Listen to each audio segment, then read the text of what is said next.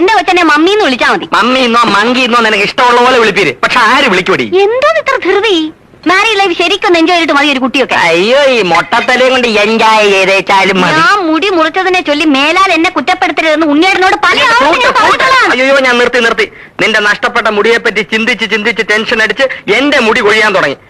അല്ലേ, ഞാൻ ഒരു കാര്യം ചോദിക്കാൻ പറഞ്ഞു. പിന്നെ കൂടെ പറപ്പാണല്ലോ. നീ ഇന്ന് ജോലിക്ക് പോകുന്നില്ലേ? നഖത്തിന് വൈറ്റ് വാഷ് ചെയ്തോണ്ട് വിട്ടിരുന്നാ മതിയോ? അയ്യോ, അത് ഞാൻ പറഞ്ഞില്ലേ. ഇന്നാ ഞാൻ റിലീവ് ചെയ്തു.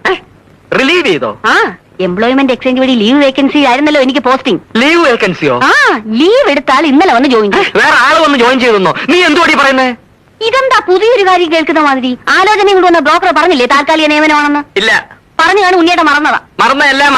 മറന്നല്ല. എന്റെ ദൈവമേ, മുടിയും പോയി, ജോലിയും പോയി. പിന്നെ കുട്ടിയുടെ കാര്യം പറഞ്ഞല്ലോ. എനിക്ക് പ്രസവിക്കാനേ മനസ്സില്ല. അയ്യോ, ഇപ്പൊ കുട്ടിയും പോയി. പ്രസവിക്കാത്ത മൊട്ടച്ചി, നിന്നെ ഡൈവേഴ്സ്